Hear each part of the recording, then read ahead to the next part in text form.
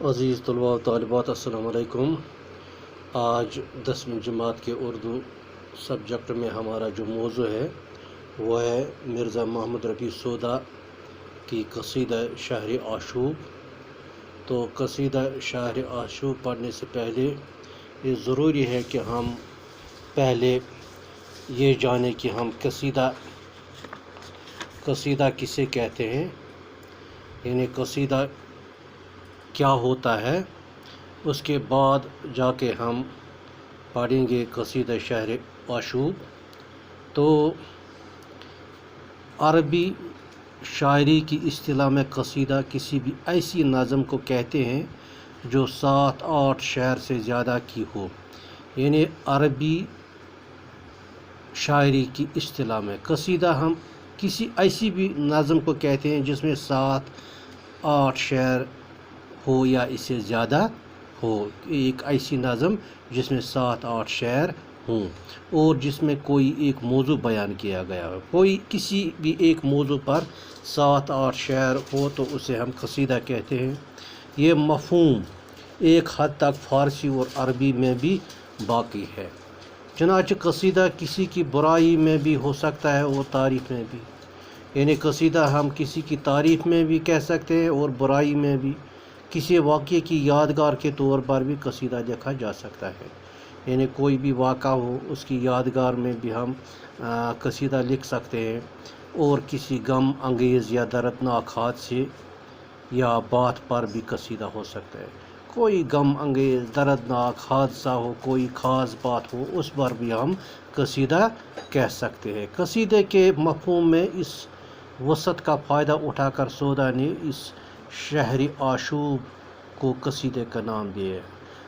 چونکہ قصیدے کی مفہوم میں ایک وسعت ہے، تو اس وسعت کا فائدہ اٹھاتے ہوئے مرزا محمد رفیع سودا نے اس کتاب میں شہر آشوب کے نام سے ایک قصیدہ درج کیا ہے۔ شہر آشوب کی اصطلاح آج کل ان نظموں کے لیے استعمال ہوتی ہے جن میں کسی شہر کی تباہی اور بدحالی یا زمانے کی ابتری اور بد نظمی کا ذکر ہے۔ یعنی شہر آشوب کی اصطلاح ان نظموں کے لیے استعمال ہوتا ہے جن میں کسی شہر کی تباہی، ویرانی یا بدحالی درج ہو۔ 1857 کی جنگ آزادی میں شکست کھا کر ہندوستانیوں پر انگریزوں کے ظلم و ستم کا پہاڑ ٹوٹ پڑا، یعنی 1857 کا جو انگریزوں کے ساتھ جو ہندوستانیوں کا جنگ تھا، اس میں چونکہ ہندوستانیوں پر ظلم و ستم کے پہاڑ ٹوٹ پڑے، دلی شہر میں انگریزوں نے اپنا غصہ خاص طور پر سے اتارا، یعنی دلی شہر میں انگریزوں نے اپنا غصہ اتارا اور اسے خوب تباہ برباد کیا، اور اس دلی شہر کو تباہ و برباد کیا ہے۔ یا اس کے ہم یہ بھی پڑھتے ہیں اکثر کتابوں میں کہ دلی کو اجڑ کر رکھ دیا گیا۔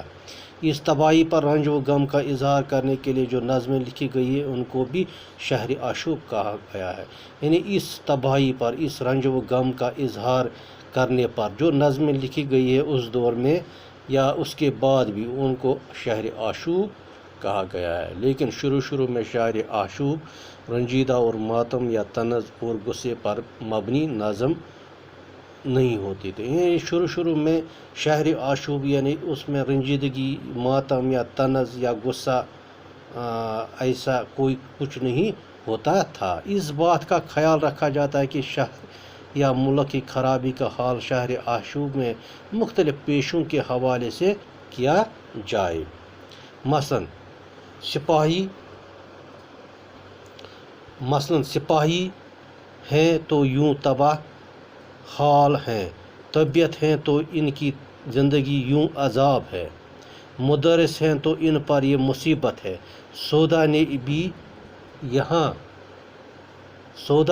یہاں اس رسم کو نبھایا ہے۔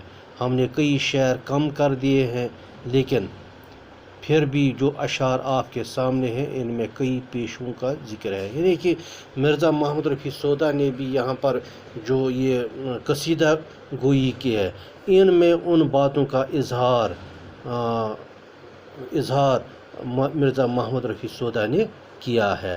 तो अज़ीज़ तलबा तालिबात, ये था एक सरसरी जायज़ा कसीदे का। कसीदा किसे हम कहते हैं, यानी कसीदा हम उस नज़म को कहते हैं जिसमें किसी शहर या किसी बात या किसी हादसे की जो रंजो गम है उसका इजहार